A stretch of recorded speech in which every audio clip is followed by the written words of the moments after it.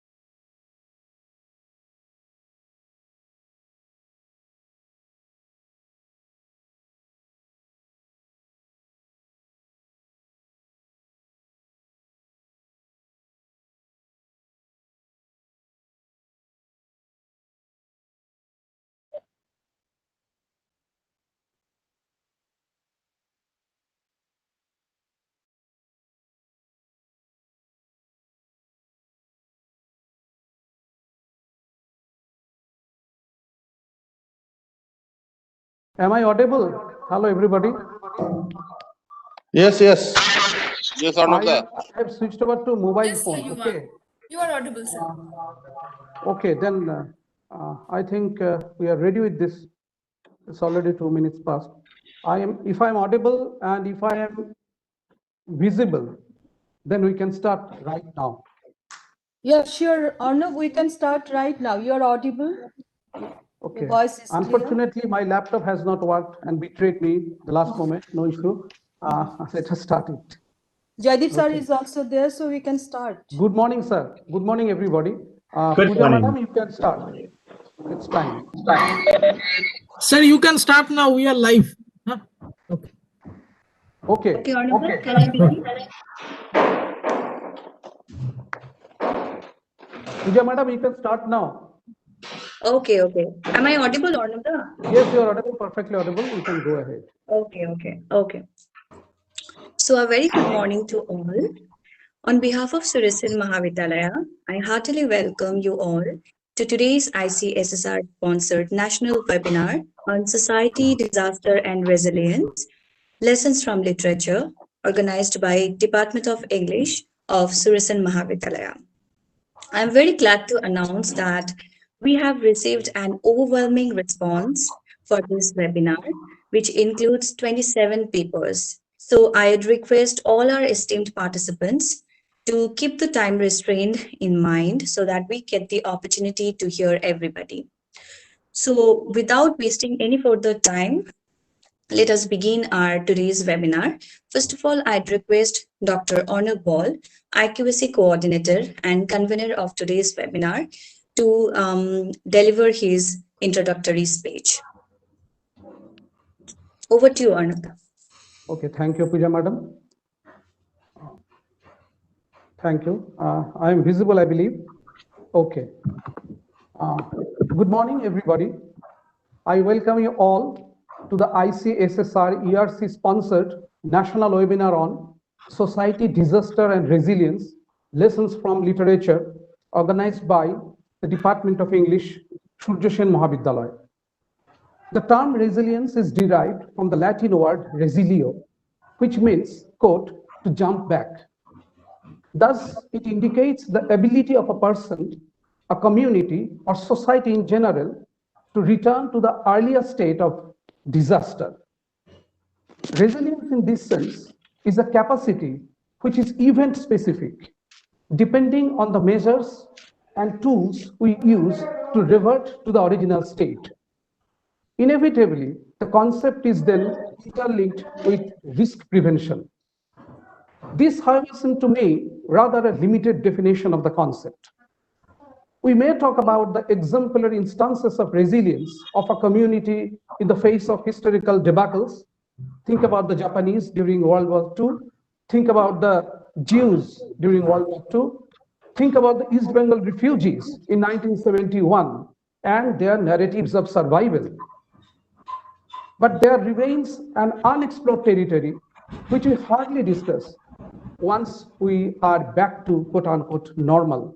And this to me is how disaster shapes the mind of a community, how a person or a community learn the art of self-fashioning after the disaster. For example, in our country at present, while the notion of resilience is being used to create a narrative of vaccine nationalism, highlighting as to how effectively we are going through this vaccination process and how quickly we are getting back to the earlier normal stage, it at the same time is bypassing the deeper connotation of a pandemic. The migrant laborers, poorly paid health workers, and the unemployed youths. What about their day-to-day resilience? Did the pandemic mean the same thing to a beggar boy and a big shot? This shows as to why we should not only talk about the skill of prevention of a disaster, but at the same time about the philosophy of the virus, the DNA of a nation and a community. That, if we think, then resilience attains a different stage of meaning altogether. I do believe that at this stage, there is a possibility of redefining the term resilience in a different context.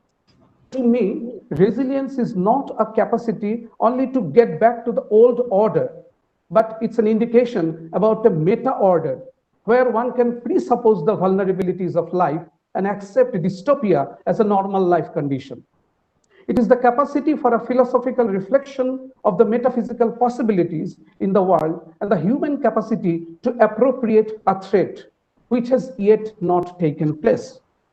So we have to come out of this obsession of prevention and the skill of preventing things and the threat, and to inculcate a kind of simulation of our deepest thought. In this regard, it will be pertinent to refer to what the 19th century Indian mystic Sri Ramakrishna Paramahansa said about life and living. He said that we must live like mudfish. Mudfish lives in the mud, but the mud does not stain its body. We should be the mudfish, and our impending sense of disaster is the mud. If we attune our mind with the uncertainty of life, where anything can happen anytime, then it is already resilient. Disaster thus provides us with a kind of opportunity to rise above ourselves. It is an impetus to organize and reorganize ourselves so that we are to understand that we are the part of the collective and the realization of the collective responsibility. I strongly believe in the company of these august scholars and all the paper readers across India, we are really going to attain a new height so far our discussions and debate on the issue of resilience is concerned. I once again welcome all of you to our college and this webinar. Thank you. Thank you, Dr. Arnab. Now, I request Dr. Pranab Kumar Mishra, Principal of Surya Sen Mahavidyalaya, to convey the welcome address.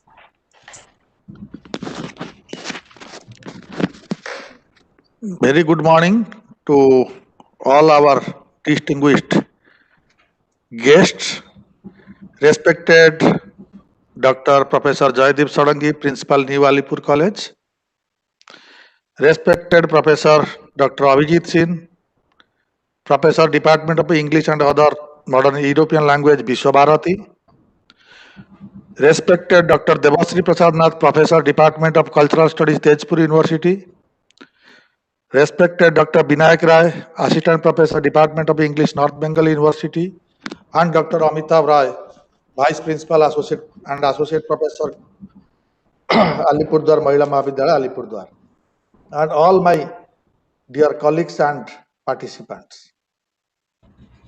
I welcome you all to this ICSSR ERA-sponsored national webinar on Society, Disaster and Resilience, Lessons from Literature, organized by our Department of English, Surya Sen Mahavidyalaya, Siliguri.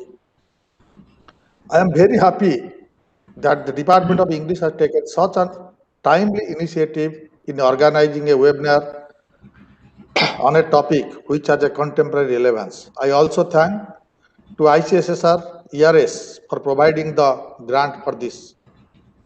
The word resilience has multiple dimensions, and as a student of sociology, I consider it as an important cultural tool to measure the dominant trends of society. As an institutional head, however, I feel that the following qualities make an academic institution resilient. These are history of the institution, tradition and determination despite adversity, dedication and commitment of faculty, staff and administrators, institutional research outputs, realistic vision and the ability to take the risks. Surya Sen Mahavidyalaya fraternity is well aware of their responsibility and is cautiously treading the path, taking all these features as their guidepost. Ours is a college with more than 8,500 students studying in three streams science, arts, and commerce. It has remained our constant endeavor to withstand challenges and to deliver the best to the society in general and students community in particular.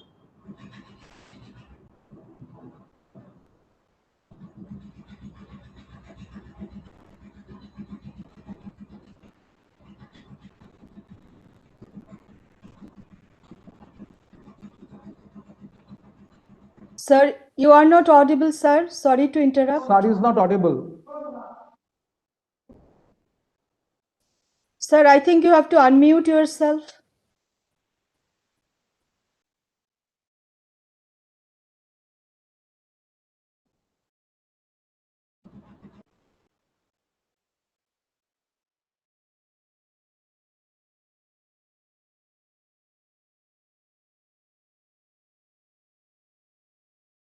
Sir, I think you have to unmute yourself.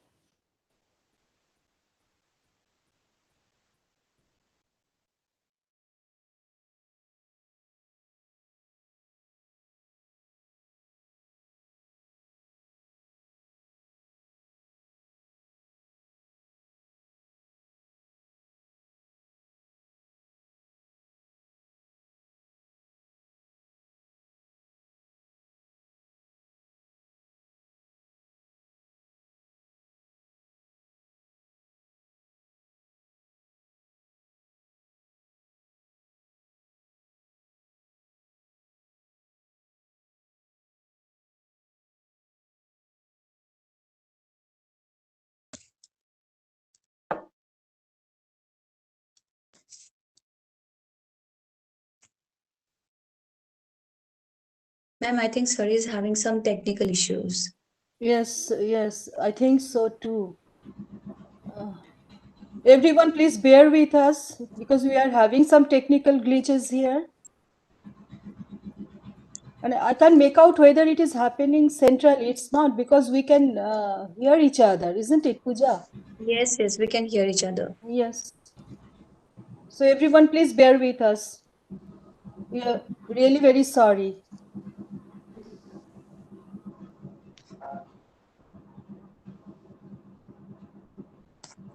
Hello, we can do one thing, madam. Yes. I think, I mean, should we go ahead with the next program slot? If some kind of serious problem or no, then Let me take permission from sir. I am present here. yes, if you can go ahead. Please do that. Please do that. Okay.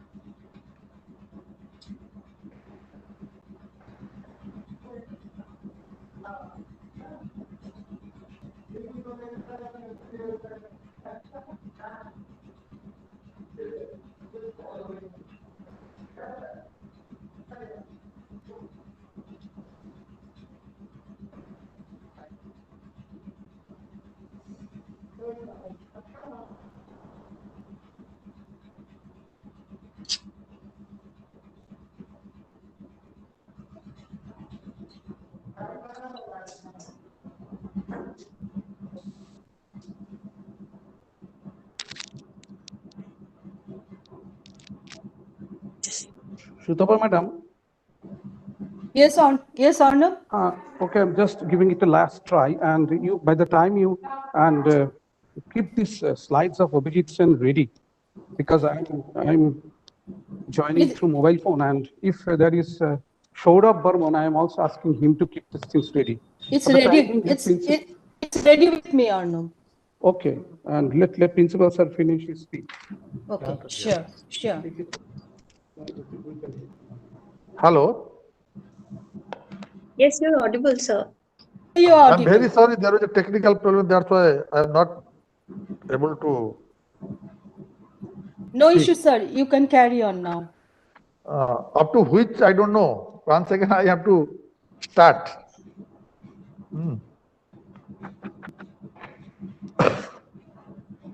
Ours is a college with more than 8,500 students studying in 3 streams: science, arts, and commerce. It has remained our constant endeavor to withstand challenges and to deliver the best to the students. It is made possible because of hard work and dedication of all the members of Surya Sen Mahavidyalaya fraternity. During these pandemic times, we have tried our best to support our students by regularly taking online classes and providing psychological counseling. The Department of English has always tried to do everything creative and meaningful beyond their regular academic engagements. While it runs certificate courses on language learning in state-of-art language laboratory, on the other hand, it regularly organizes creative writing workshops, arranges film shows, and like. I have much expectation from the department in the future. Our vision is to make the institution one of its kind in Bengal, and I'm happy to say that till now we are progressing in the right direction to achieve this goal. This national webinar has already become a grand success if we just take into account the number of participants and its pan-endemic, pan-Indian character.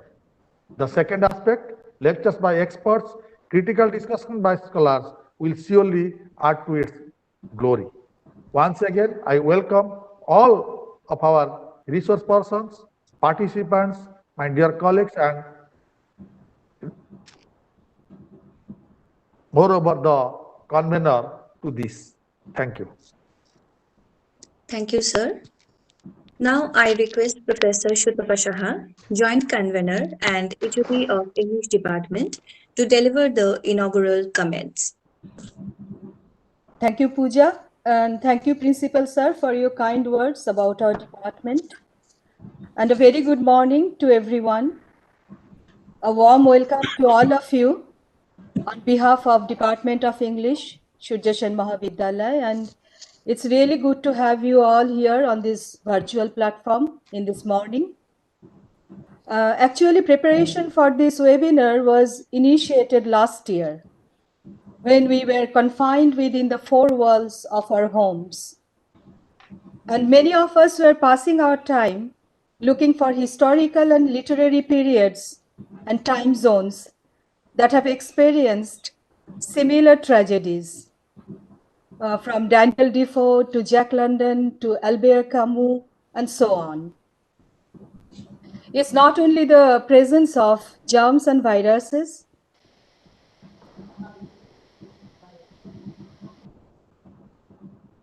pattern of resilience and resistance, regardless of culture and time.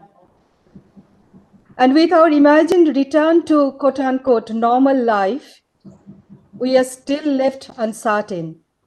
The peculiar nature of the current circumstances has altered our relationship with time, and we have found ourselves turning to history, narratives, theories, concepts to give meaning to our own isolation. Our objective is to make meaning of the pandemic, or say any kind of human disaster, through the lens of literature, and also to reflect on the now, the present, as a part of a coherent whole, what provides us with a sense of continuity and direction. And we feel happy that we could materialize our thoughts into this webinar. And we feel proud and fortunate to have the support of Indian Council of Social Science Research for having accepted our proposal and for their sponsorship. And for motivating them single-handedly, let me say that the credit solely goes to my old good colleague and convener of this webinar, Dr. Arnab Baul, who also happens to be the IQAC coordinator of our college. We are immensely overwhelmed by the excitement and huge response of our participants from almost every part of the country. Our gratitude to the president of governing body of our college, Mr. Jaydeep, for his kind patronage.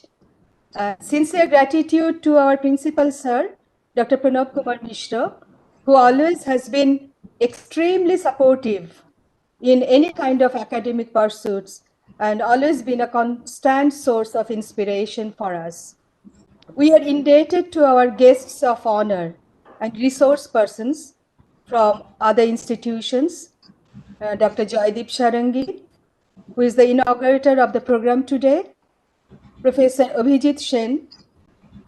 He is the keynote speaker of this inaugural session, Professor Debarshi Prasad Nath, Dr. Binayak Roy, Dr. Amitav Roy, and Jaydeep Bhattacharya. It's our proud privilege to have you all with us on this platform today. And finally, I'd like to express my heartfelt gratitude to all the participants and scholars and all of you who are sincerely committed to this event. And without your support, this event wouldn't have been possible. So let's now move on to hearing all the deliberations and discussions and learning from your insights. Thank you once again. Thank you, ma'am. Now let us move to our esteemed speakers and honorable resource persons.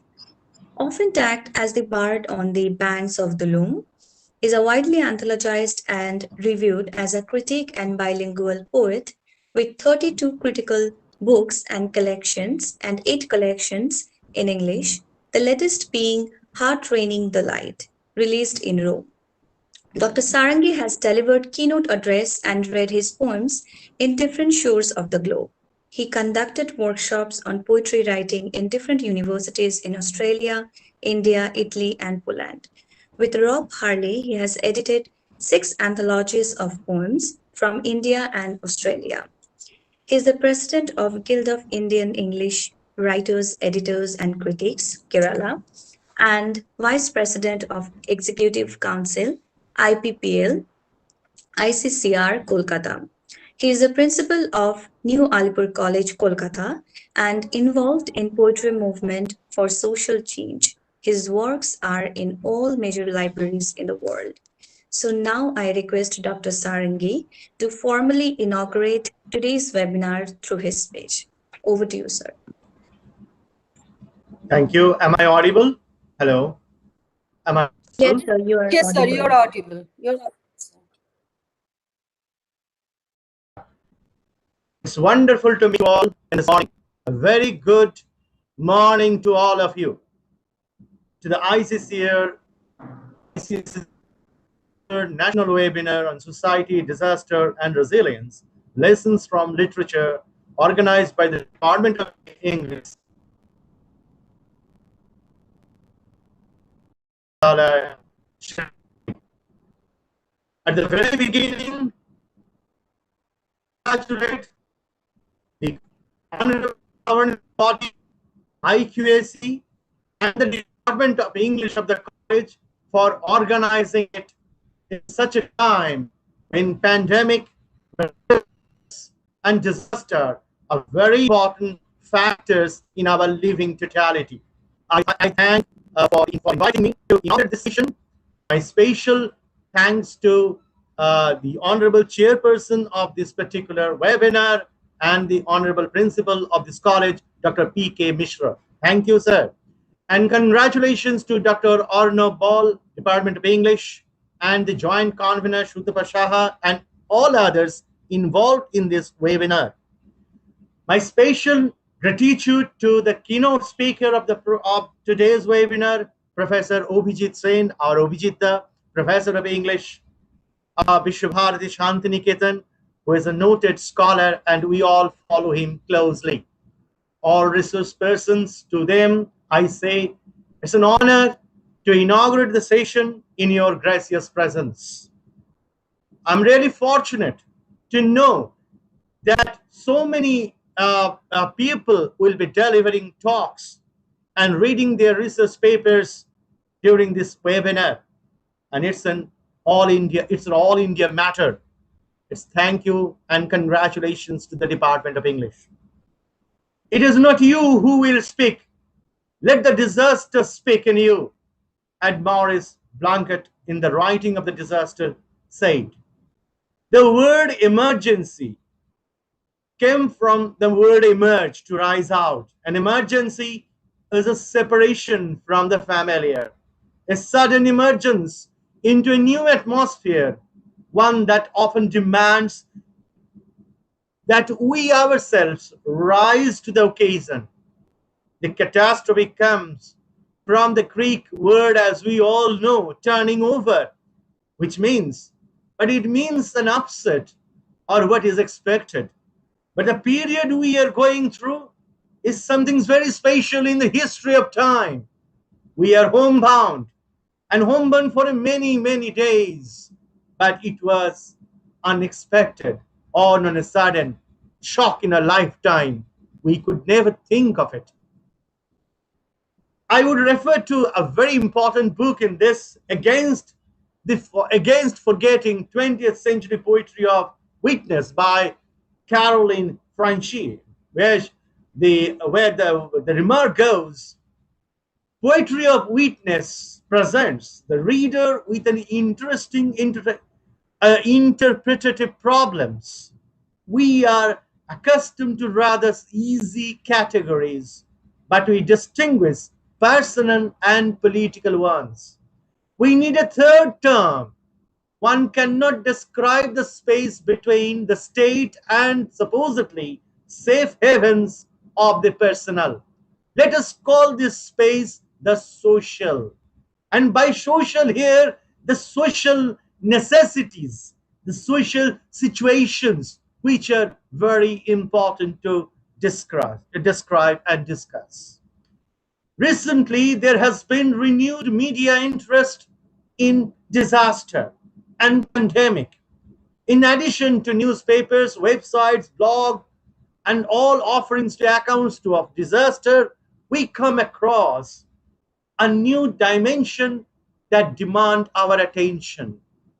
For public intellectuals, the sociologists, and everything that come from the emergent field of disaster studies have been important and have become very relevant.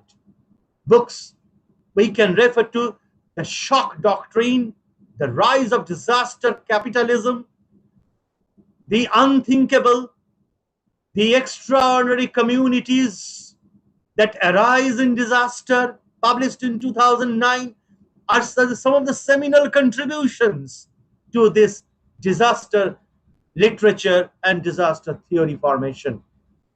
In this, I must admit, teaching, reading, writing, all are personal experiences as well as social experiences, which have led writers to speculate on the elements of writings of disaster and to reach for the commonalities in order to think more deeply about the larger questions about work and their writing business. Literature becomes a place where we gather. A space for grief, a space for discussion, and a space for critical outlet of thoughts. Resilience has in the past 4 decades been termed increasingly employed throughout a number of sciences like psychology, ecology, and most prominently by so in social science and behavioral science. Increasingly, one finds it in political science as well, or as well as in business administration, history and disaster planning, urban planning, international development. So all these fields are important when we describe the very pertinent topic that the webinar is being addressed.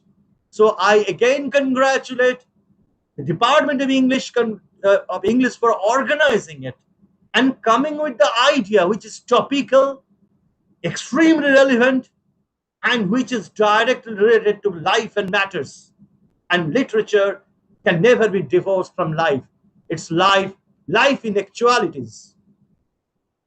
In another sense, it helps us in the empirical knowledge of the pandemic as well as the practical knowledge of pandemic through which we live and possibly we look forward to a better tomorrow and possibly the sun which will come out in tomorrow. That is, no one can deny the sun rising in the history of time. We are all waiting for the sun rising after the pandemic. So again, I must admit this is a very topical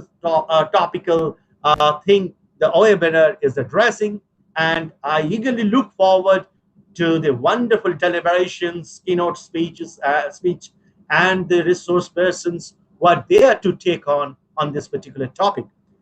I say the seminar is inaugurated, and I will conclude my inaugural address with a poem written by myself. Rainy days. Rain disappears, coiling joyously on long weirs like a rope dancer.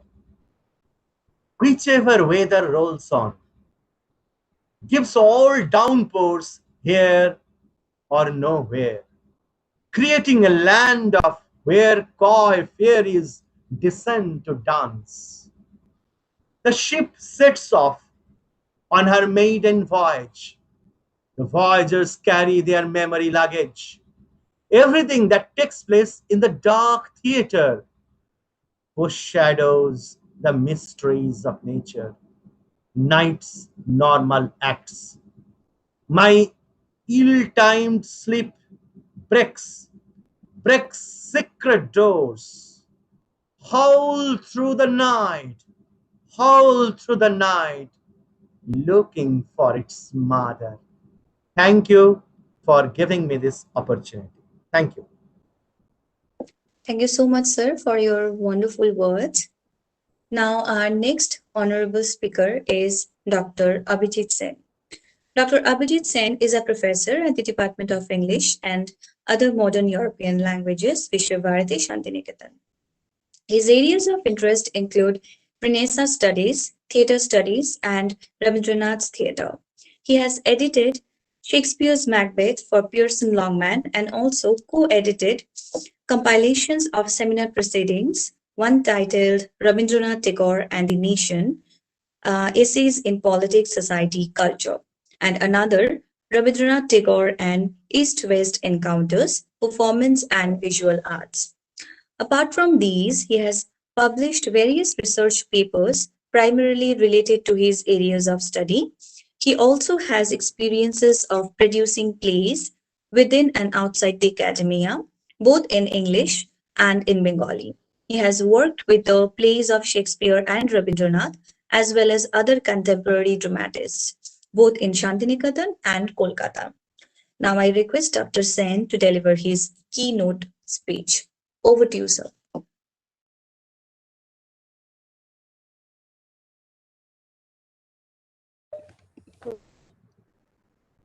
Abhijit sir, I would like to draw your attention. Abhijit sir, if you are hearing me, your slide will be assisted by Professor Sutapa Saha.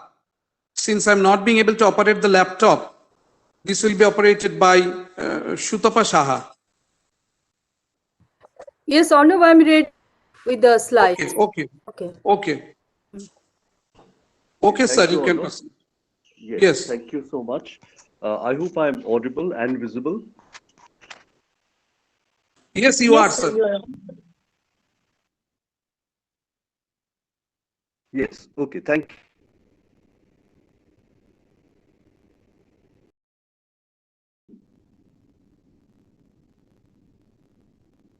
Pleasure to be able to address student.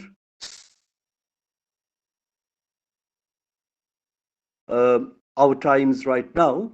Sutapa, please, we'll come back to the slides a little later. I would have just a few things to talk about by way of a preamble to what will be going on to later on. So it's society, disaster and resilience, lessons from literature. That is what the webinar is actually trying to address. Now, my presentation is not so much a note presentation. It's more a kind of an attempt to share my thoughts with you on these issues. And I would love to learn and take away much from the other paper readers and their presentations, which will come in the course of the webinar.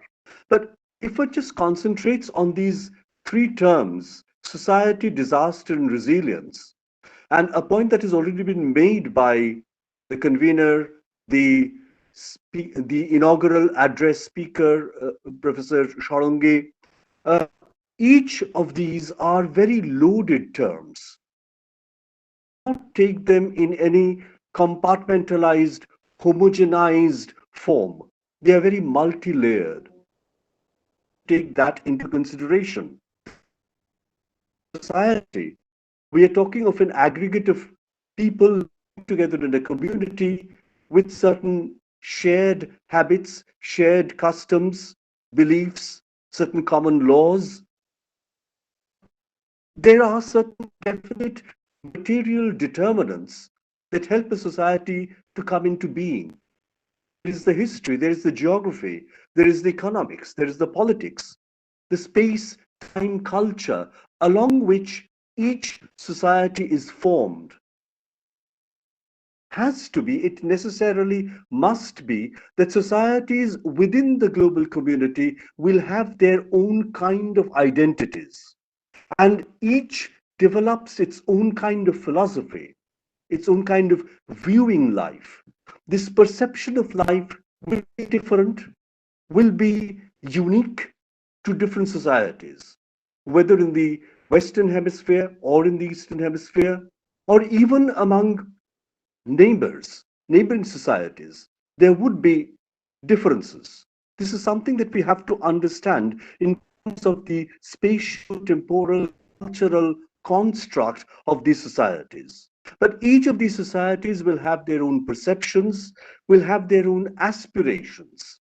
And that is the way they keep forming and reforming themselves continuously. Therefore, this is something that, say, for instance, Bertrand Russell, in his acceptance speech of the Nobel Award, had pointed out as early as in 1950 when he was saying, wish to know what men will do, you must know not only or principally their material circumstances, but rather the whole system of their desires with their relative strengths. Therefore, the point about the desires, the aspirations, which give rise to the strengths of these societies. I will come back to this later on, but this strength is often threatened by disaster. So disaster is the other signpost that we need to concentrate on in this webinar. And once again, I would suggest the disaster does not have one face. It comes with multiple faces. It comes with multiple dimensions. Broadly speaking, one might say there are two kinds of disasters. The natural disaster brought on by, say, drought, flood, disease, epidemic, famine, so on and so forth, and man-induced disaster like war, tyranny, violence, oppression, leading on to something as horrible as the Holocaust. But then again, if I go back to Russell, who's a favorite author of mine, Russell would remind us that whatever kind of disaster we are looking at, it ultimately signals the incapacity of the human being. The incapacity of the human being either to control nature or to control himself or his fellow human beings. That is what brings on disaster for us. And that is exactly why sometimes there are overlaps. What seems to be a natural disaster might actually be a man made. We know about the famous famines that our societies have suffered from at one point of time. Less natural, more man induced for political reasons. Uh, we see disasters all around us because of tremendous ecological disturbances that are happening because of man's greed, human avarice. You may remember the immediate context of what has happened yesterday, as early as this. Right now, we are thinking in terms of the melting of a glacier to bring on the avalanche. But one would also stop to wonder if that melting of the glacier is caused by the kind of global warming that we are threatened with, and the extermination, not only of the human species, but of life itself on this world. Therefore, this kind of disaster, which brings together the natural and the man-made, more man-made at times, probably precipitating a kind of natural disaster. And then resilience, trying to face this disaster, trying to experience the disaster and moving on to endurance, moving on sometimes to resistance in an attempt to overcome. Once again, I would suggest this resilience is also very, very different with different kinds of societies. There would be differences in space, time, culture, definitely, but even factors of race, religion, gender would come into play. I mean, the resilience of the man and the resilience of the woman would not be the same, to put things very briefly. Therefore, resilience itself will be multi-layered. Resilience itself would come about in different forms, in different facets, even as it would range from a patient endurance to a more strong resistance to the disaster. At the same time, moments the disaster takes on a wider to the entire globe. And this global impact is exactly what we seem to be experiencing right now. And therefore, resilience will also have to have its global dimension, where the entire humanity has to come to try and combat that kind of disaster. But obviously, the COVID-19 would be foremost on our minds with this kind of global disaster, which needs a kind of global resilience, a kind of global resistance. Therefore, I mean, despite the kind of space, time, culture dimensions at work, which might be different in different spaces, in different times, there will be such moments in human history where man has to come together, man has to unite. When I mean man, of course, I mean mankind, the human being. The ecological disturbance, the kind of disaster we've had yesterday, is yet another area where we need to come together, where we need to actually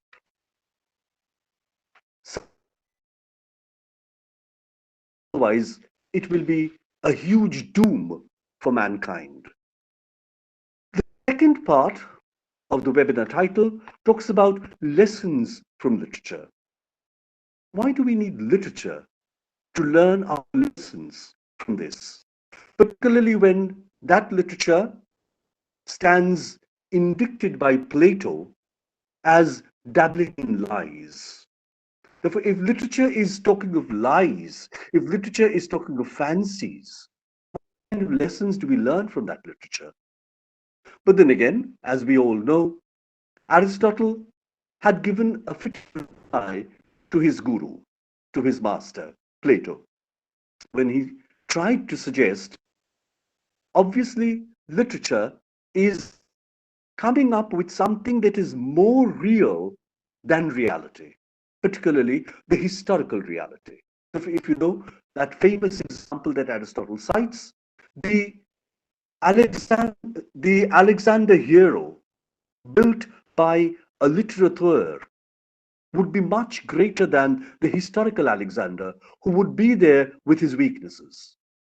The person who is creating literature out of the history of Alexander to create a heroic Alexander will be able to sift through the historical material and take out that material which is necessary to make a fitting heroic Alexander bring into perspective.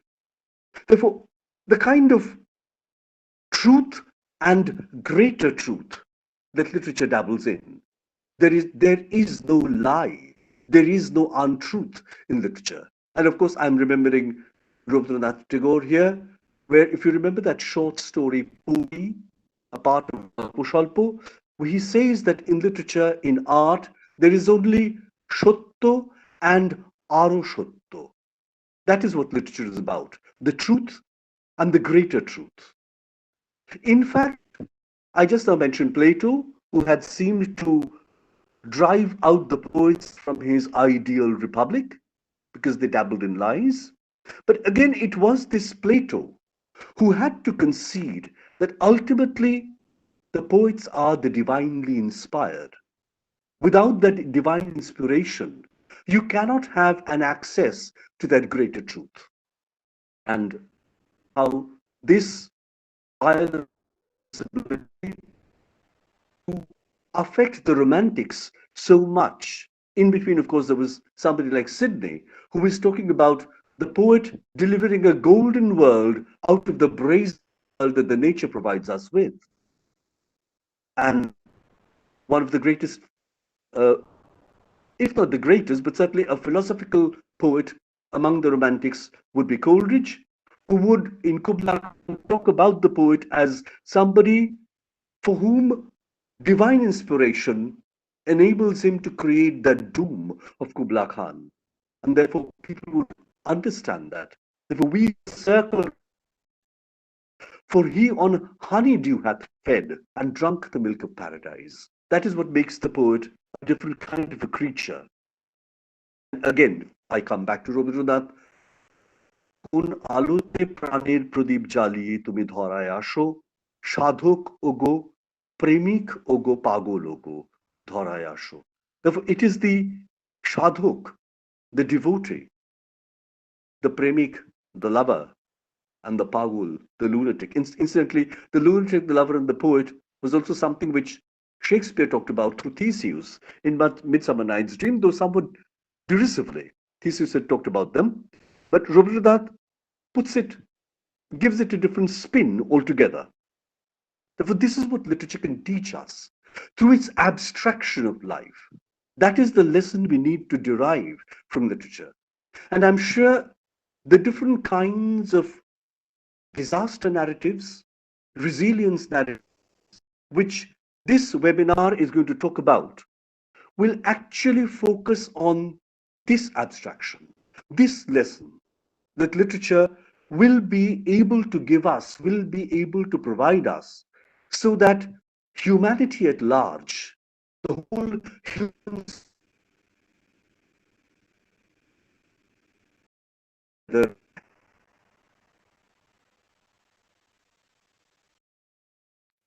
moments of catastrophe, when disaster threatens the entire humanity, sometimes threatens it with very, very dire consequences, where there might even be mass extermination of species, including the human race. Therefore, this power of resilience, this power of resistance, that we need to derive from literature. That is what we need to understand from literature. But what I would want to do now is, in my presentation, I would not want to concern myself with these modern concerns which this array of the seminar papers. I was just going through the abstracts, and it's a huge range which the webinar is going to cover. But I will want to take you to an area, to an era further away from our period, the medieval European period. And I will want to concentrate on the plague, which was one of the earliest kinds of pandemics which this world had witnessed. And one must also remember that now, with our scientific progress, we are trying to understand the nature of this pandemic to the extent that now we are trying to use the vaccination program to try and prevent the spread of this pandemic any further. But the plague, because it was not understood, people did not understand why it happened, and therefore it was called the Black Death. So for what I will concentrate on is this medieval plague, the dance of death, as it was referred to at that point of time. And this is where I would, Sutapa, to please come in with the slides, and I'll try to make my presentation in the rest of my presentation in consultation with the slides. Thank you, Sutapa. Yes, so this dance of death, the medieval plague that I wanted to talk about. The next one, please. The next slide, yes. So this is the way the plague journeyed. The early one, please keep the early one. Between 1346 and 1351, it spread, starting from Central Asia. It moved through not only Europe, but even towards the East. If you try and look at that slide again, you will see that while it's spreading towards the West, it is also spreading towards the East, right up to India, China. This is the way the plague was spreading. And it was a huge, huge problem globally. We, students of English literature, usually tend to concentrate on the European situation and therefore the medieval plague in Europe. And maybe I will also try and concentrate there. Now, this came to Europe via two major routes, the Silk route and the naval trade route. And it primarily was carried by the rats, the black rats, which had the plague fleas living on them, which were carried into the merchant ships. And then from there, it came over when there was a fight going on near the Black Sea. From the Mongols, the plague came to infect the European soldiers, and they carried it over first to Constantinople. The son of the Byzantine emperor also died, and then on to Italy, to Messina, to Sicily. And soldiers were either dead or afflicted with plague when in October 1347, 12 ships came from Black Sea to Messina. And they tried to prevent the ships from docking, but the danger was already done. The Sicilian authorities tried to prevent the ships from entering the harbor, but the plague had already struck Europe, and it started spreading. The kind of plagues that were there at that point of time were primarily, the next slide please, three kinds, but the first one was the more commonly known one. Next slide. The bubonic plague. The bubonic plague, which was carried by rat fleas. And the bubonic plague finds a description in Boccaccio's Decameron. I'm not going to read out the entire description right now, but primarily it's the swellings around the groins, around the armpits, and they were called the buboes. And one of the treatments was to cut these buboes, to cut these swellings. It was kind of a bloodletting also. But apart from the bubonic plague, there were two other plagues which in fact were more mortal, more dangerous. The pneumonic plague and the septicemic plague. In the next slide, please. The next slide, please. Yes, the pneumonic plague and the septicemic plague. Here, the rate of mortality was much greater, almost 100% at times. It's only, as I'm suggesting here, it's only in late 19th century that the French biologist Alexander Yersin and then Simon, Paul Louis Simon, they are able to locate the reason for the plague. It's called by a bacillus. But this medieval European absolutely by what was causing this Black Death. The dance of death was almost huge, almost absolutely spreading through the entire human civilization. And you have the plague victims, next slide please, the plague victims with their red buboes visible. In the next slide please.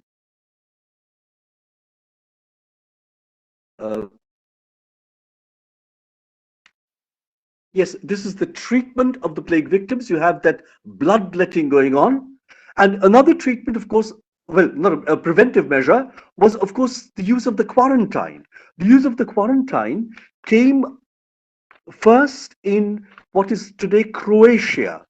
You see, a ship was approaching, and initially the sailors were kept on the ship for 30 days. And that was a period of Trentino.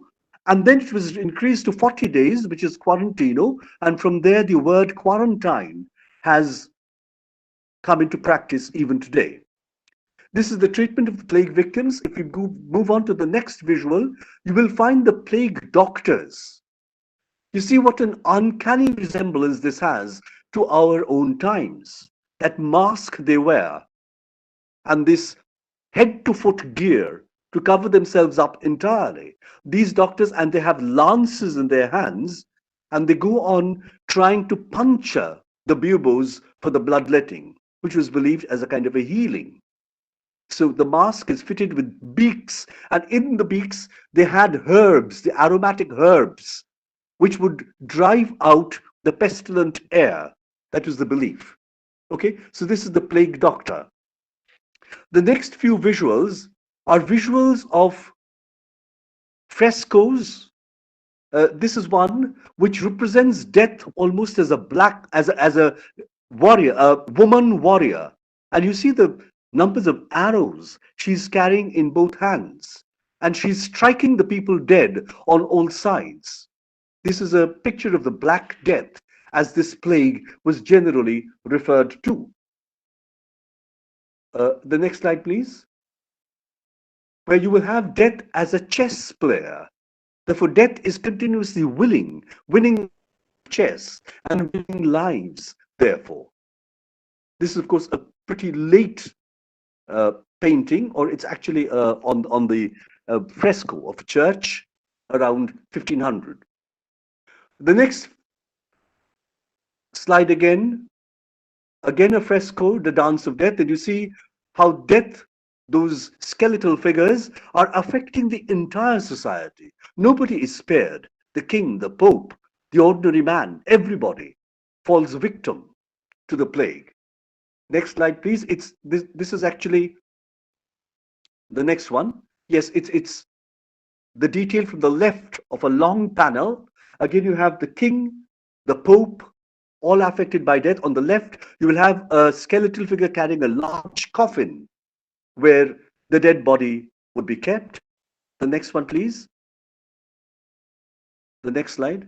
The center of the same panel, a duchess being carried over by a dead, the figure representing death, that skeletal figure. The next one, please. The detail from the right. Yes, again, other characters of society. Therefore, the entire society is affected by this. Nobody is spared. Nobody is spared. And this is the kind of tremendous impact that this Black Death was having. I would want to read a bit from this is Agnolo the Thura of Siena, who went on to bury his own children. But this is the way he's writing. First, he's talking about the general situation, and I quote from there: "Father abandoned child, wife, husband, one brother, another. For this seemed to strike through the breath and sight. And so they died, and none could be found to bury the dead for money or friendship. And then he goes on to talk about his own personal situation. I, Agnolo the Cura, my 5 children with my own hand. And there were also those who were so sparsely covered with earth that the dogs dragged them forth and devoured many bodies throughout the city. There was no one who wept for any death, for all awaited death. And so many died that all believed it was the end of the world. This was the situation with this Black Death. The next slide, please. This is the triumph of death. You see how death is overriding all the people. The next one, please. Again, you will have woodcuts of this very macabre dance of death. Both are from Germany, these two. Skeletal figures. And on the left panel, absolutely on the right, you will have a woman who's totally disfigured. You see? That woman disfigured by this disease and ultimately claimed by death. Next one, please. Le roi mort. So even the king, the death of the king, even the king is affected. There is no escape for anybody. Next one, please. Yes. Now, even as we come to the next one, obviously, by way of resilience, by way of trying to confront this, there were two kinds of approaches. You must remember, the medieval society was absolutely theocentric. So much belief in religion, so much belief in God. Therefore, the one approach was, let us live life to the fullest, the kind of carpe diem. Therefore, we have a very short span of life to live. Therefore, let us live life to the fullest. Therefore, the 3 quick. But they were continuously pointed out that you would be soon dead. And this is what this panel is trying to present. Those 3 figures on the left, you see the hunter with the falconer in his hand, and the other 2, and the priest, the old kind of priest, rather aged with the beard, in the middle of the panel, pointing out to the 3 bodies in the coffin. That is what they will become if they do not heed God.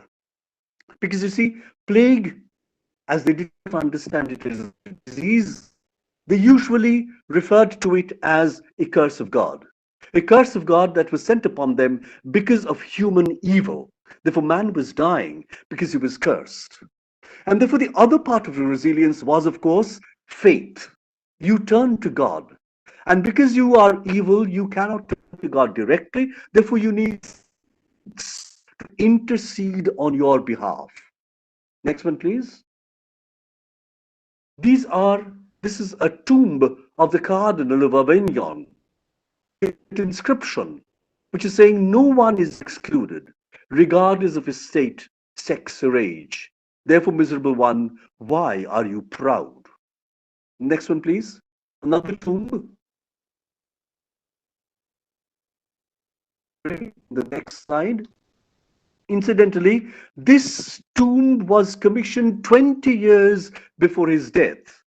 So he commissioned this tomb 20 years before, and he was already having this inscription. It reads, "We have been made a spectacle for the world, so that the older and the younger may look clearly upon us, in order that they might see to what state they will be reduced." Therefore, even as we learn from literature, literature is not created in the void. These are other cultural articulations which are also providing us with the same kind of lessons. Therefore, I was trying to go into these visuals as these kinds of cultural articulations which talk about the plague, which tries to give us certain lessons of resilience to confront the plague. Yes, and I was talking about the saints to whom we turn to intercede on our behalf. That is the way the medieval people felt. And one of the saints, of course, was Saint Nicholas. The next slide, please. This is a kind of posthumous role, which was ascribed to Saint Nicholas, and there you find Saint Nicholas right at the top of the picture as he's trying to save the city of Florence, affected by plague. And in the picture, you will have, in the middle of the picture, right in front, a man carrying a coffin, which is the sign of death. And this is the city of Florence, and Saint Nicholas trying to intervene. Next slide, please. You will have Saint Roche, this time trying to intercede with Christ on behalf of Arezzo. Arezzo was yet another city in Florence. This is around 1470s. Next one, please. The major saint who was continuously turned to was Saint Sebastian. Sebastian, of course, was made a martyr by the Goths, but here you have the martyrdom of Saint Sebastian represented. Next one, please.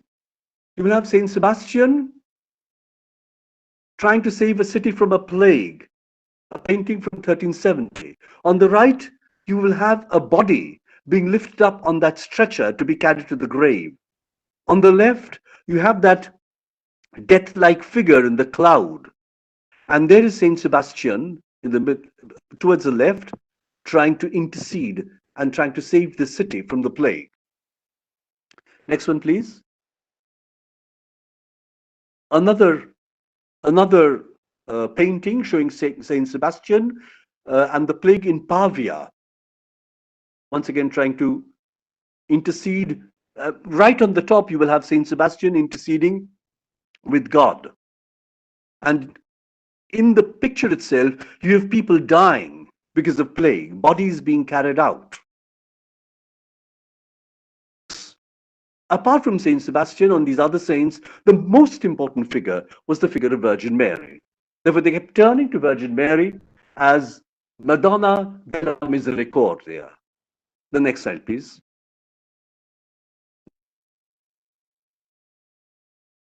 Della Misericordia by Barnaba da Modena in 1370. This picture was made. And there you have the tall figure of the Madonna with the humans, almost as dwarfs, clinging to her cloak near her feet. And you have those two angels like archers shooting down arrows on these people. And the Madonna, with her outstretched hands, is trying to protect them. This is the kind of savior-like figure that Virgin Mary was given as Madonna della Misericordia. Next one, please. Another figure of Madonna della Misericordia by Alamanno. The painter is by Pietro Alamanno in 1485.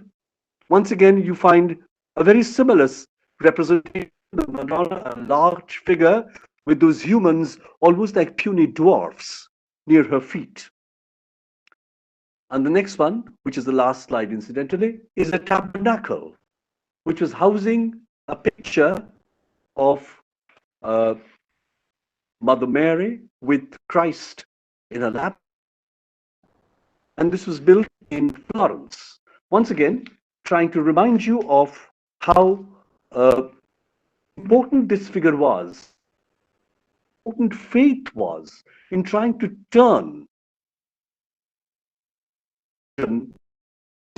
That was the only way they could gain their resilience. They could try and confront, they could try and endure, if not confront, this plague.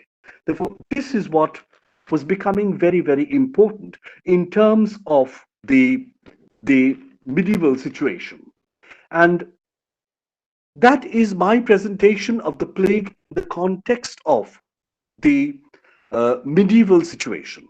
But obviously, as you realize, this is what I would want to relate to what we address in our times, the way resilience needs to grow. And we, of course, we have science, resilience to grow. Vaccination is around the corner, and therefore the pandemic may be confronted, may be battled with. And I'm sure the rest of the webinar will address this situation and the lessons we need to learn from literature to nurture this resilience within us. Thank you very much.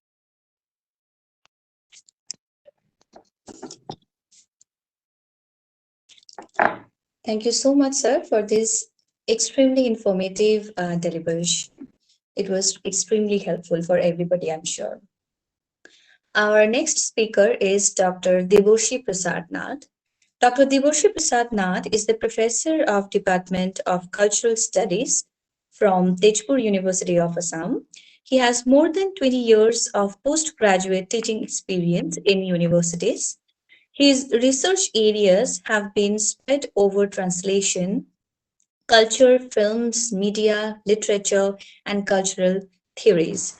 He is presently working on the documentation, preservation, and archiving of rare cultural resources of Northeast India.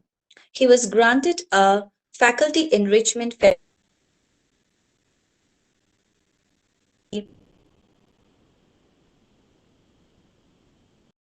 has published in reputed journals such as Economic and Political Weekly, Comparative Literature and Culture, Critical Arts, South North Cultural and Media Studies, and South Asian Journal of Cultural Studies. Now I request our resource person, Dr. Deborshi Prasad, to deliver his invited lecture. Over to you, sir. Am I audible? Yes, sir, you're audible. Thank you. Thank you so much. I thank the organizers of this webinar for having invited me to share my thoughts, and I'm particularly grateful to the conveners, Dr. Arnab Baul and Dr. Sutapa Saha and Dr.P.K.Mishra, the principal of Surya Sen Mahavidyalaya.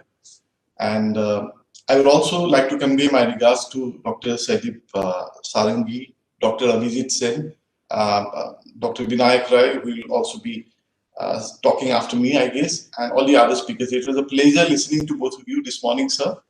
And I have decided to title my talk Literature and Resilience in the Face of Uncertainty. And I request the conveners to intervene if I happen to cross the time limit, because I can see that you are really hard pressed for time. Now, coming to think of it, one can see that since the second half of the last century, there has been a steady rise in dystopian literature. And if capitalism breeds anxieties, breeds anxieties and it breeds uncertainties, it also knows how to make business out of the same anxieties and uncertainties. And most of the reputed publishing houses and movie production houses have today started making money out of selling dystopian literature and dystopian movies. And yet, in a way, literature has been doing this for a long, long time, not necessarily in its contemporary dystopian avatar, but literature has, as Professor Sen pointed out, has always sought to express humankind's response to crisis situations. And crisis situations are, of course, a taste of human strengths and weaknesses. And dystopian literatures, they depict these best of times, worst of times kind of scenarios. But apart from this, I believe that they teach us about the ethics of uncertainty in human life. And this is how I would like to begin my presentation, by talking about the value of uncertainty. And if I believe that if uncertainty is accepted as a way of life, it can probably make better human beings out of us. It can teach us about the value of life itself. At the same time, uncertainties are unsettling because they tear away at the very fabric of our existence. Thus, life is a constant struggle to overcome uncertainties. And this is particularly so for a life that is guided solely by the prerogatives of utility and practicality. And when I was thinking of this, in this kind of a life where uncertainty becomes terribly unacceptable, I was reminded of this novel, this young adult dystopian novel by Louis Laurie. Not a very well-known novel. It's called The Giver. And the story is told through the eyes of an 11-year-old boy called Jonas. And Jonas has a special gift that allows him to have flashes of color in a world that has done away with it. In Jonas's community, people have eliminated crime, they have eliminated war, they have eliminated disease. Along with that, music, literature, in a true Platonic style, all strong emotions and uncertainties are done away with. They have also controlled population growth, they have controlled environmental development, and even the terrain is regulated. They also control the weather. With all these improvements, they have sacrificed love, passion, music, and color. There's no actual happiness in this world. There's only contentment. There's no difference. There's only sameness and uniformity. And the world of the giver is a cosmetic world where human beings live without dignity. Now, for my talk today, I have attempted to think about this crisis of uncertainty brought about by a situation that we're facing currently, like the COVID-19 virus, through the works of three philosophers, Jacques Derrida, Jacques Lacan, and Viktor Frankl. Interestingly, in an interview in 1994, Derrida had compared, he had made a very interesting remark. He had made a very important and interesting remark about viruses. He said, the virus is in part a parasite that destroys, that introduces disorder into communication. It is something that is neither living nor non-living. So the very idea of the virus was for Derrida a richly suggestive trope for thinking about undecidability as a feature of language and thus by extension of social life. The virus defies any easy or neat categorization as it is neither dead nor alive. And this undecidability is, of course, the most terrifying aspect of a virus. It is impossible to pin it down to one thing or the other. We are living at a time when we are bombarded with a daily dose of conflicting and sometimes inconsistent information about the COVID-19 virus. And uncertainty, in fact, has become a feature of daily life. Everything is uncertain and unclear. Now, Derrida said that this undecidability is the most terrifying aspect of a virus. We are unable to come to terms with the changed order of life that the COVID-19 virus has brought about. Is it going to have second or third cycles? And what percentage of the world would constitute, the asymptomatic carriers? And how much of the virus will mutate across time and space? By the time we actually vaccinate the people, would it have already undergone enough mutation to resist the vaccine? These are questions that we feel troubled by, and we still continue to grapple with these questions. And this undecidability and this uncertainty actually sets the alarm bells ringing in the corridors of power. And this undecidability has to be thrust aside. Governments everywhere have to pretend that things are under control. We have to deny this lack of meaning that threatens us. For otherwise, it will drive us all insane. It will lead to a complete chaos, a complete breakdown of the religious order, of the social order. And how do we respond to such a situation?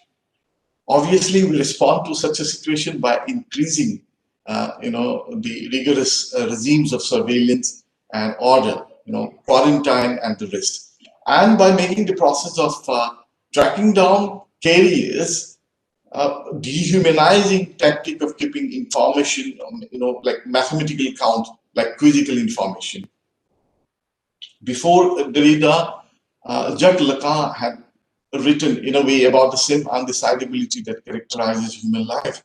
The undecidability that we must continually thrust aside to go on leading meaningful lives.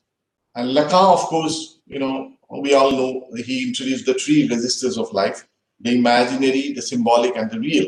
And I'm interested here in the real, because the symbolic order of life in which we want to spend our time.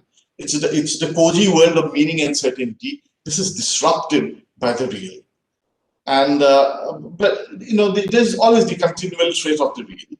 And this real is the order that defies any attempt at explanation by virtue of the simple fact that it is beyond language. And any explanation can only happen through language. So how does one talk about something that exists beyond language itself? The real threatens to break down the meaning structures of language, to throw everything into chaos, everything into disarray. Literature, I believe, it is one of the ways of accessing the real. Now, different people have responded differently to the COVID-19 virus. Many have resorted to denial, pretending that life goes on as usual. There are some others who have decided that it is best to submit to fate. But generally, the prevailing atmosphere is one of fear and uncertainty. And this, as I said earlier, I mean, this uncertainty is tormenting because it threatens to tear us apart with meaninglessness and emptiness.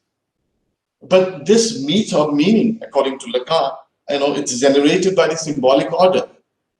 But in contrast, the real is not bounded by rules of logic and rationality. Hence, it is devastating. So while Derrida smothers all traces of meaning, Lacan retains it in the form of the real. The real is the ultimate truth.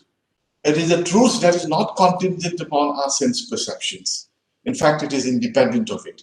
The nearest that we can ever come to an expression of the real is through our, reading through our experience of art. I mean, that's how we have a sense of the sublime in art or in literature.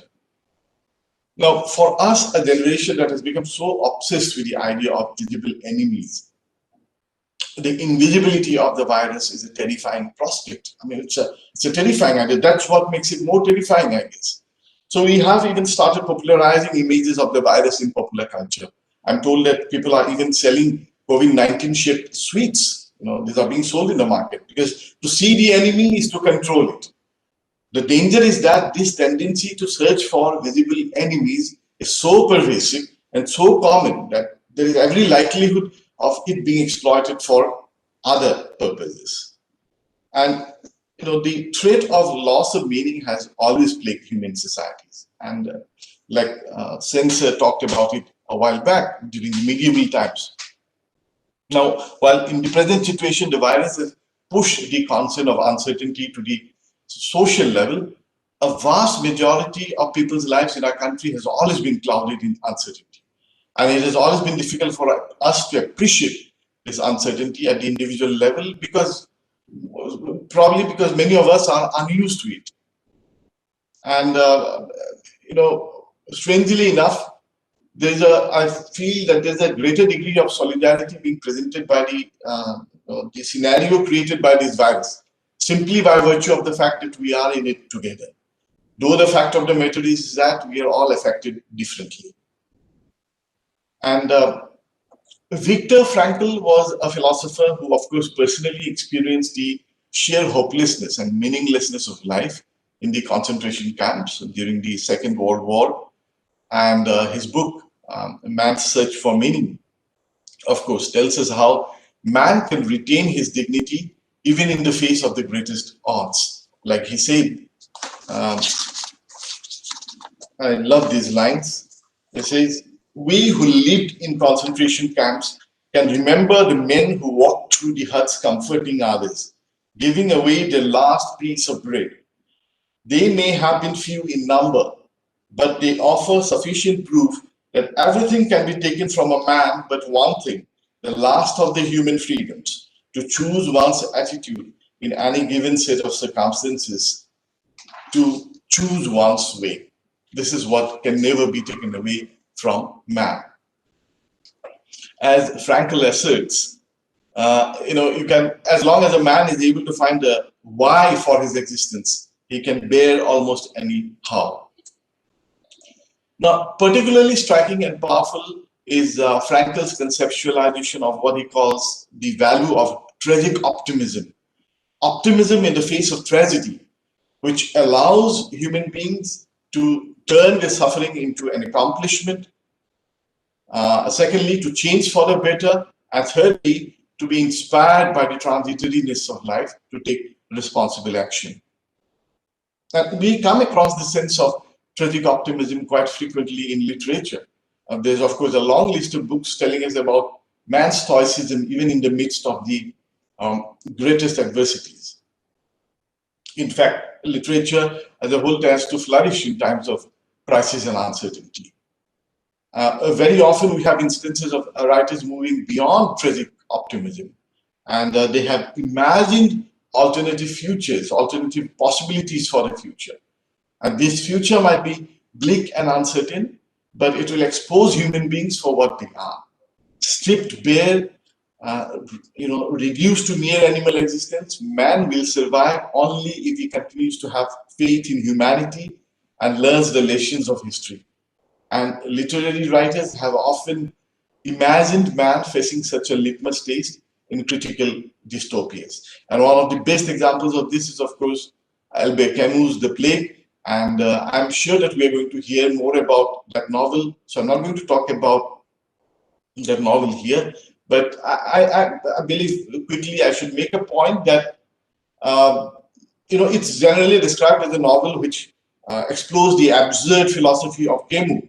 But actually, I believe it is a novel which talks about the need to fight against absurdity, not by cowardly committing suicide or fleeing into religious faith, as Camus puts it, but by taking responsibility for our lives, enjoying the beauty and goodness around us, and by creating our own meaning in an objectively meaningless world. Now, literature is thus equipped to deal with uncertainties and fear. And even in the midst of an all-encompassing sense of hopelessness, it can make us aware of hope and meaning in life. Now, there's a lot of recent interesting, research happening in many fields, including in the field of psychology, which actually points to the fact that literature may allow students to develop greater empathy with people in crisis, because individuals are seen as real people with strengths, weaknesses, and feelings. In an article describing how she targets the effective domain for criminal justice students, there's this writer called Diogadi, who in an article in 2016 has described the use of empathy-evoking films to reduce us versus them kind of thinking, and breaking through resistance to examine students' pre-existing positions on complex issues. Chrysler has also used novels as case studies for teaching psychology, and the argument is that in addition to enhancing empathy for people with psychological problems, novels promote critical thinking when students apply concepts to cases by completing assignments for which there are no answers already obtainable from published sources. That's how literature comes in handy. Similarly, pointing out that research on attitude formation and persuasion consistently finds that people are influenced more by personal examples than by statistics and logic. These two writers, Stoddard and McKinley, they propose that stories evoke emotions and arouse different neural pathways in the limbic system that may help us to focus attention and to consolidate memory.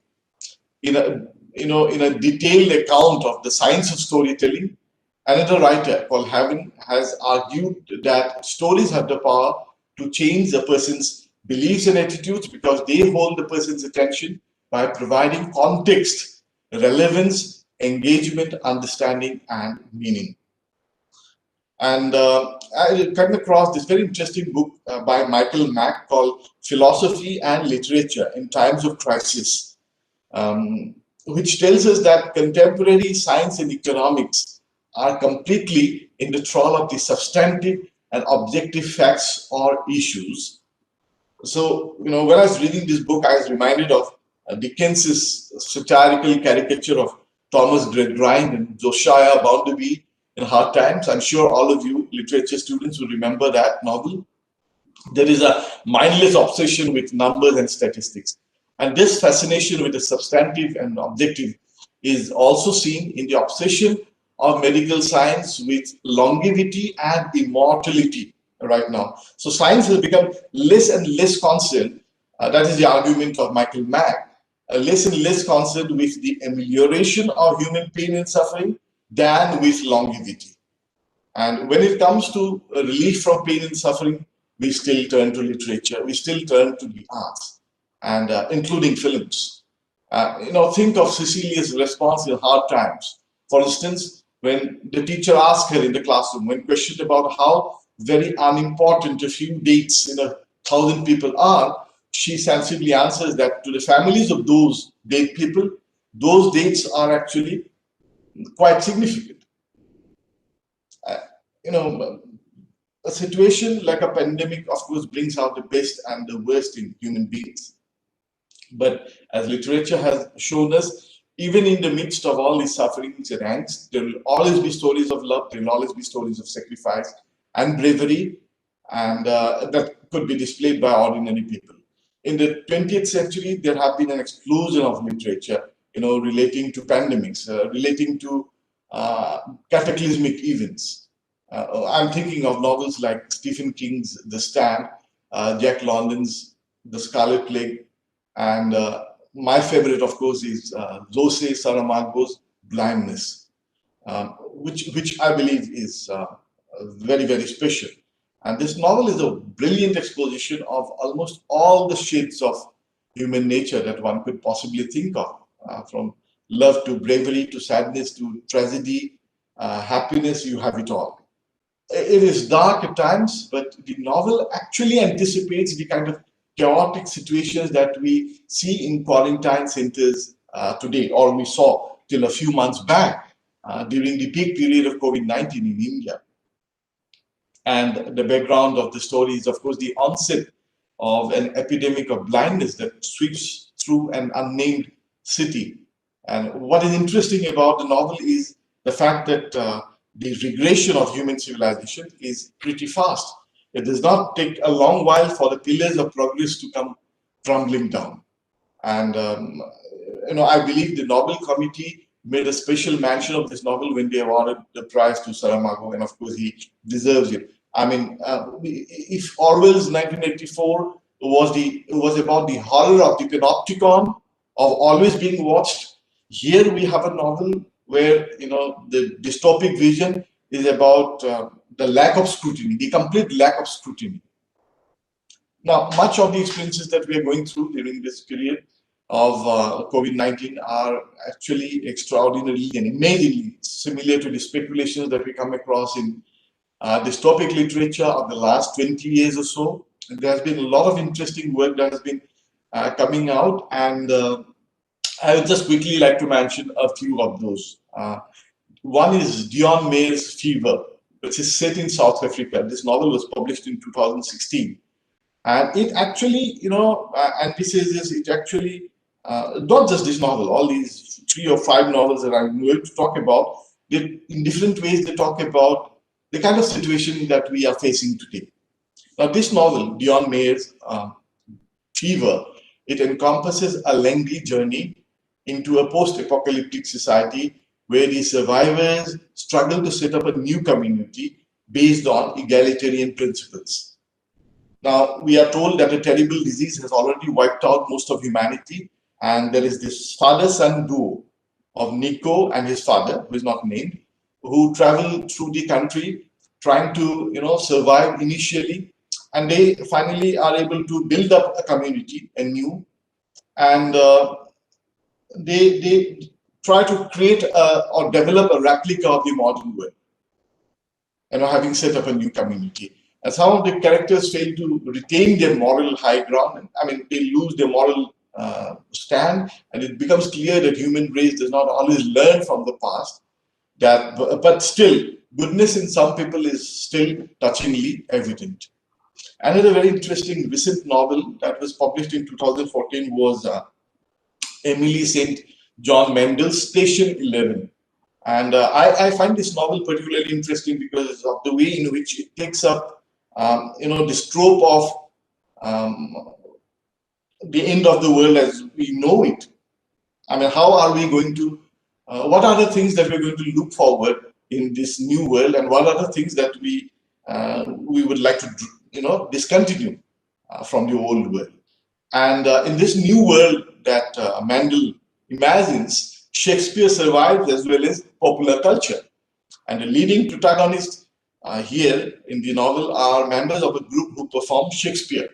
And their slogan, interestingly, is "Survival is insufficient," which is a line that is taken from an episode of Star Trek Voyager. And so art and literature are imperative for dignified survival. I mean, that's the feeling that we get after reading the novel. And we also find that, Mandel raises extremely pertinent questions about life and about the things with which we occupy ourselves, where only weeks before the pandemic, people were worried about, absolutely meaningless, inconsequential things, which are minimally connected to the world around them. So, and it also questions the very matter-of-fact way in which we consider the world around us, the marvels of the world around us. We realize their true importance only when these things are gone. Another interesting novel is Colson Whitehead's Zone 1, and that was written in 2011, which is a zombie-based apocalyptic novel with a lot of serious philosophical analysis of the continuing threats of dehumanization being faced by the survivors in a world which is devastated by two kinds of zombies, interestingly. One group is called the Skells, or the Skeletons, and the other one are the Stragglers.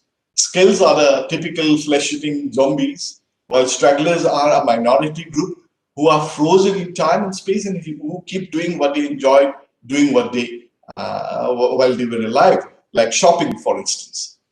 And at the beginning of the novel, the world is returning to normalcy, but human beings are repeating the same mistakes once more.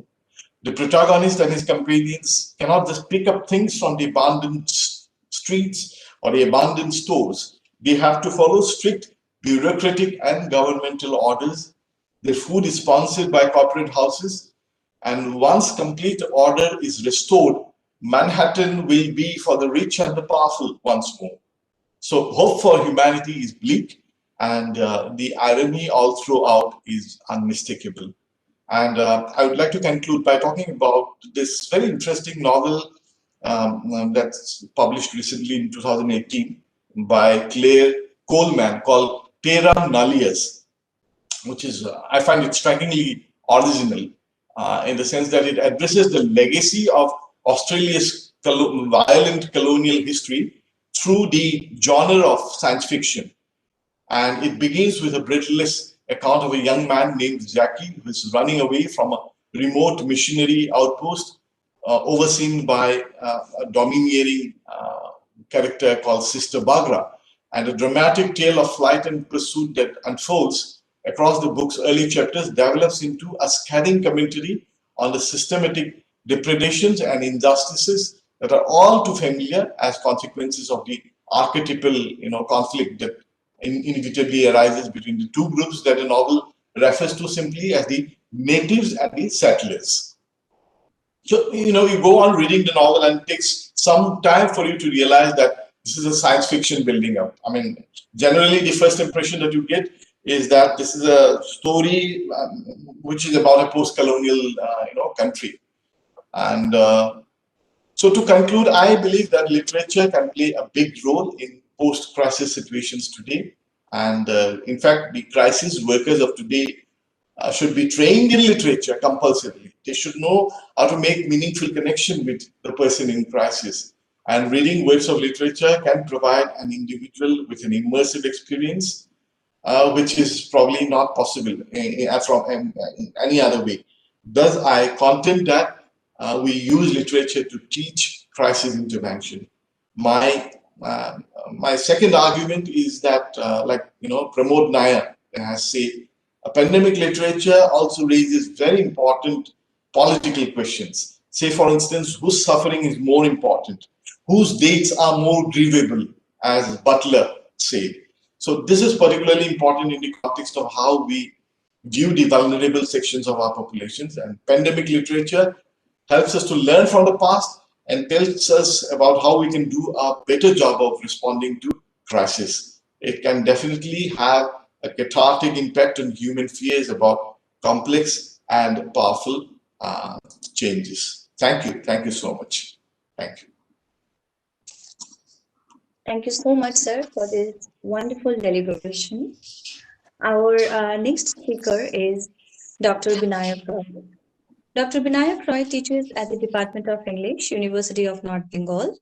His research interest includes the Indian English novel, post-colonial literature, literary theory, and the cinema of Satyajit Roy.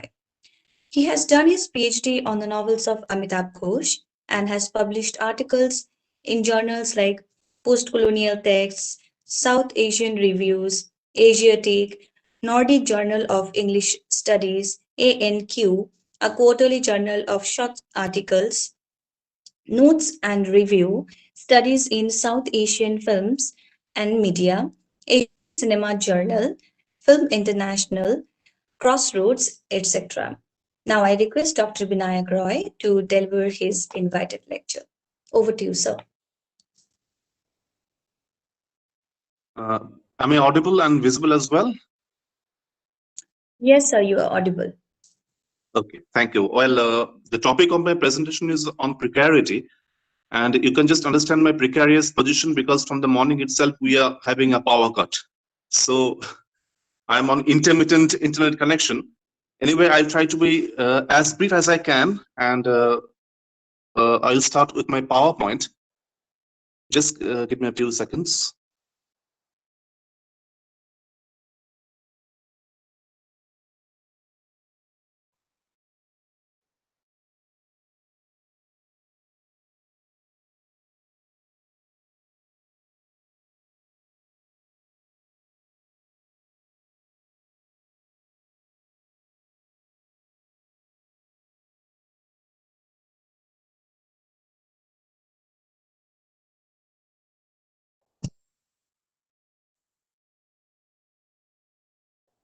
Yeah, can you hear me and can you see my PowerPoint slides?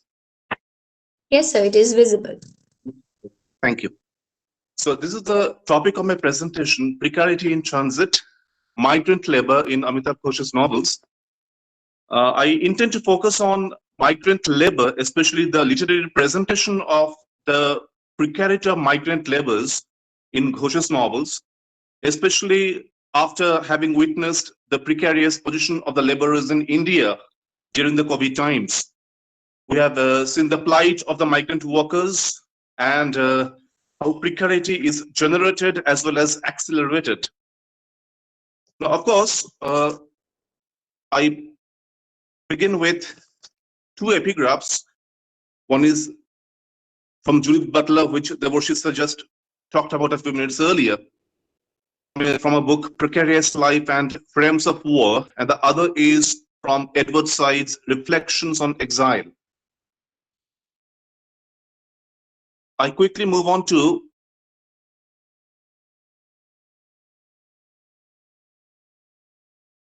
the theoretical conception from Giorgio Agamben, Migrant Workers and the Politics of Exception. Now, Agamben defines sovereignty primarily in terms of exclusion or exception. Sovereignty constitutes the state and statist politics by deciding who is to be incorporated into it and who is to be left out. This decision is grounded on a fundamental exclusion of what is to remain outside. It is the sovereign who decides where and whether law applies. Politics is instead grounded on rendering people vulnerable and abject, on subjection to a power so total that it can command life and death. So what happens is the state is authoritarian command and imposes vulnerability as a condition of participation in public or political life. This rise of exceptionalist policies explains the practices of dehumanization of the other that are currently being employed in post-colonial countries, both by the West as well as by local governments. I just move on to Bauman and his conception of human West, Zygmunt Bauman. He labels wasted lives who are excluded by the community of humans and treated as human West. Disposable lives that are superfluous, not necessary to the current order, but at the same time part of it. They are the waste of order building combined into the main preoccupation and metafunction of the state as well as providing the foundation for its claim to authority. So both Agamben and Bauman, they clearly conceptualize that it is ultimately the state and state power who decides who is to be included within the domain of the state and who is to be left out, who are redundant. And as Bauman continues, the world today is full. There is nowhere unexplored or uninhabited which is habitable. And so there is nowhere to transport this excessive redundant population as there would have been in colonial times. Outside the developed world, developed within quotation marks, there are millions of people who are on the move in the liquid world, put into movement for economic or political reasons. Bauman focuses on the experience of the refugee, someone whose experience is the epitome of loss. Loss of land, loss of house, loss of family, loss of work, but who is given no useful function in the land of arrival or assimilation. In effect, from their present place, the dumping site, there is no return and no road forward. The state almost always portrays its use of force as an attempt to maintain law and order.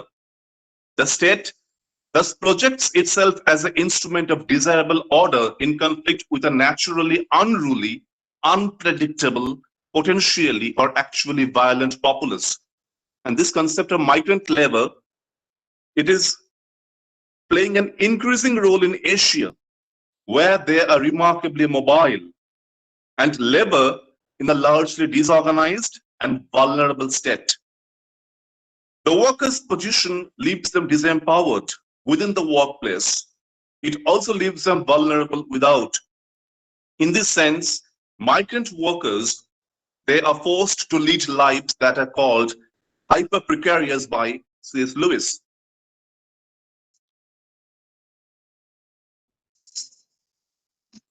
Now, I just present the slide which actually presents the quotations from Chin, who has conceptualized migrant labor in his article, Precarious Work and its Complicit Network, Journal of Contemporary Asia in 2019. Now, Amitabh Ghosh's narratives, they consistently explore this ethical imperative to keep the channels of communication between the self and its other open. And from his debut novel, The Circle of Reason in 1986, Ghosh has explored this concept of community, the processes of community formation, and the spirit of communitarianism.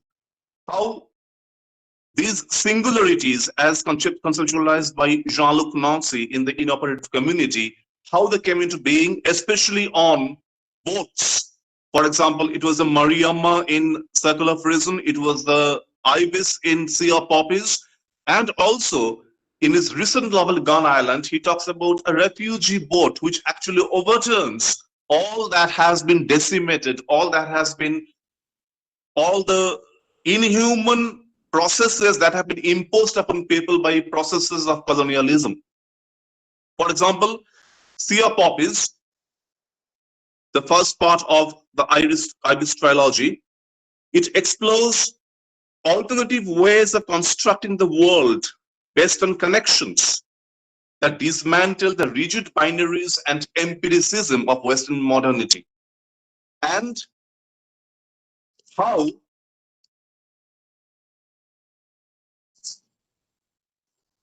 the motley group of people who, after many trials and tribulations and upheavals, they board the Ibis. They include a mulatto, an African American passing for a white, an Indian female farmer who has been rescued from sati, that is widow immolation, a French woman disguised as an Indian laborer, an Indian zamindar, a half Parsi, half Chinese convict, and a heterogeneous band of Lascars forming a transnational community on the ship. So the body of the ship, it carries inscriptions of different histories, and all these histories are histories of non-Western sailors. how cross-cultural caste, class, gender, and national collaborations blur all sorts of boundaries and enable the formation of new alliances. I just conceptualize with the help of, I have to skip because I have to save time. Bill Ashcroft and the Space of the Translation, and also Paul Gilroy's and the Black Atlantic. I quickly move on to Ghosh's recent novel, Gun Island, where the precariat, he strikes back, and how the precariat, he assumes the role of an agency. And this novel is written after the backdrop of the Ayala, and how the cyclone ravaged Sundarbans in 2009 and generated leaps and bounds of migrations, post-migrations, and how the subgenre of climate fiction that came into play. And Ghosh himself explains that climate change has been a matter of particular urgency. The Bengal Delta is so heavily populated. If a 10-foot rise or even a 5-foot rise in the seas were to happen, millions of people would lose their livelihoods. It is not something that we can postpone or think about elsewhere. It is absolutely present within the conditions of our lives here and now. Amitabh Ghosh, in his latest novel, he presents the plight of life in the Sundarbans after the ravages of the Ayala. And I just quote from the novel, it's on page 48. Ayala's long-term consequences were even more devastating than those of earlier cyclones. Hundreds of miles of embankment had been swept away, and the sea had invaded places where it had never entered before. Vast tracts of once fertile land had been swamped by salt water, rendering them uncultivable for a generation, if not forever. The evacuations too had produced effects that no one could have foretold.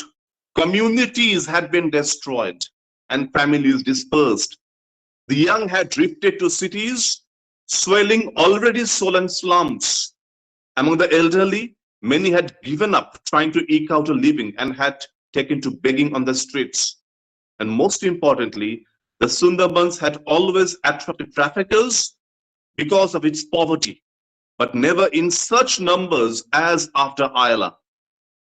They had descended in swarms, spiriting women off to distant brothels and transporting able-bodied men to work sites in faraway cities or even abroad. Many of those who left were never heard from again. So this was a climate-generated mass exodus in the Sundarbans after the ravages of the Ayala. And the narrative, Gun Island, delineates how such migrations happen. The planning, the middlemen, the dangerous journey in inhuman conditions, the fear, the torture, the extortion, and then for some, the arrival in the promised land and an effort to eke out a new living, to fashion a new life. The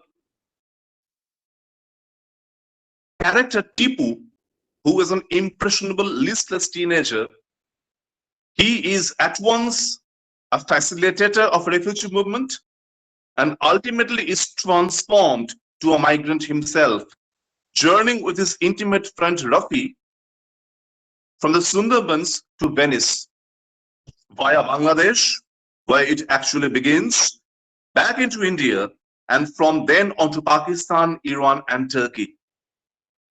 His is one of the most harrowing accounts of social media fueled migration in the novel.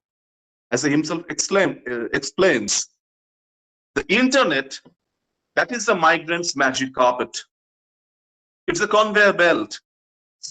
And how the hegemonic discourse of what is considered a good and successful life is based on the assumption that life as it is today in the Western world represents the highest stage of development of human civilization. So these migrant laborers, they are uprooted because of the carnage of the ecological disasters, and how they are also lured by the screens of the mobile phones, and they consider the West to be a safe haven with full of attractive possibilities. So migration, it is not only a compulsion for them, not simply a freely chosen emancipated decision, but it is also a reaction to a specific concurrence of constraints. For example, capitalist, gender-specific, ecological, and also neo-colonial ones. The fear for their lives amidst environment disasters or the inability to earn a living in their home countries precipitates their decision to immigrate, in spite of the fact that they may not be accepted in foreign lands, which would enhance their precariousness. Dinanath, the narrator in Ghana Land, when he arrives in Venice, he accidentally meets Rafi one day in the street. And by then he had already been there for a while. And as he tells Din, he is actually one among thousands of Bengalis, both from India and Bangladesh in the city. And they are refugees, they work as laborers in construction sites. Another immigrant, Bilal, who comes from Bangladesh, recounts to Din his experiences in a connection house in Zuwara in Libya. So they are all hurled into connection houses, which are actually concrete warehouses with a tin roof, and some 200 other people were already there. Nigerians, Sudanese, Eritreans, Iraqis, Afghans, and also some other Bengalis. And when they arrive in Venice, these immigrants are exposed to the brutalities of existence, living in extreme precarious conditions. And they are exposed to precariousness at the hands of the right-wing political parties, which campaign on an anti-immigration platform.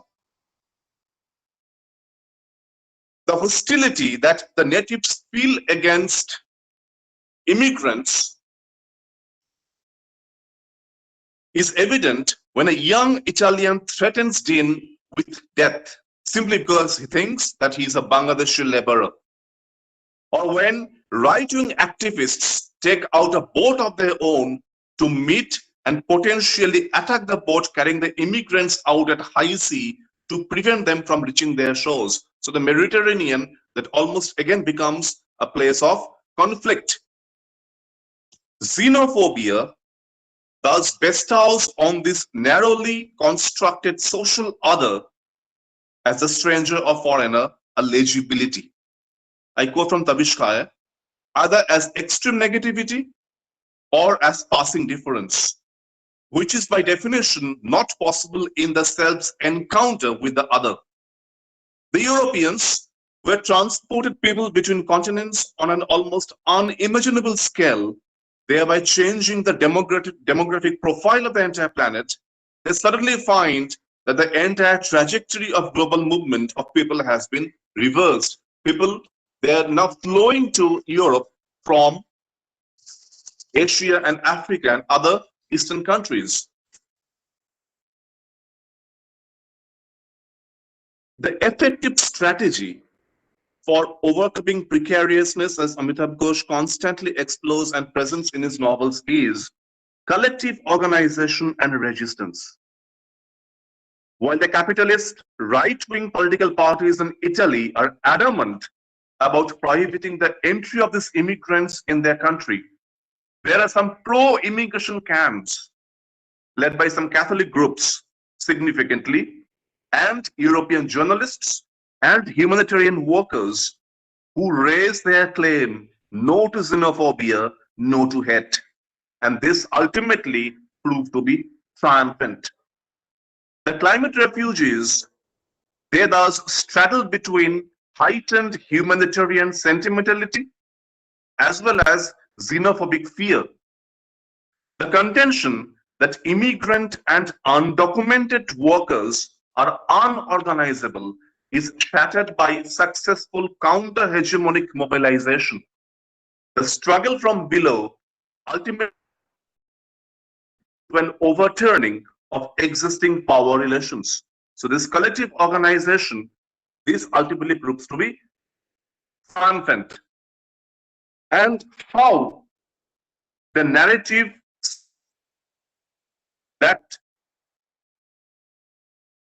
the basic freedom of movement across national and other borders lies at the center of this democratic project, and how people, they can claim alternative strategies to expand the rights and benefits available to non-citizen migrants within host societies. Two of the conceptions are, one is post-national membership and the other is alien citizenship. I've just mentioned the books, the authors over there. So ultimately, to wrap it up, I just focus on community as resistance, and community is resistance. Community is neither a productive subject of becoming, nor is it a social contract produced by citizens. It is a sharing of singularities who are together unbecoming and unbinding in their sharing and social binding. And Amitabh Ghosh constantly explores how these processes of community formation, they actually take place on boats on the waters. Whether it is the Ibis, whether it is the refugee boat in Ghana Island, or whether it is the Mariamma in Circular Prison, they all take place with beyond the borders of the nation in a transnational space. This is resistance to totalizing communion. The celebration of the collective, the men in the aggregate, it has been a recurrent trope in Ghosh's oeuvre. The community presented in these narratives is one that challenges, provokes, threatens, but also elevates. So it is a community of disagreement, dissonance, and resistance itself. Ghosh's narratives explore the heterogeneity of exploitative labor conditions, their situatedness, as well as their lived experiences, documenting the variegated landscape of neo-slavery for vulnerable migrant workers, thereby veering away from constructing the migrant as a pure artifact. The perspective of precarity provides the potential to link actions to tackle forced labor with a broader struggle for migrant workers' rights. The recognition and inclusion of migrants as transnational actors and activists is thus central to Amitabh Ghosh's work. I believe I'm just on time to wrap it up. And this is Ghosh's celebration of the men in the aggregate, which I've just read from my paper. Okay, thank you all of you. So I just end my show here. Thank you so much, sir. Thank you so much for your critical perspective on today's topic. So with this, we come to the end of the first half of our webinar. We end our inaugural session here, and our technical session will begin from 1:30 after a short break. So I request all the participants and all our respected speakers to join us again exactly at 1:30. Thank you, everybody.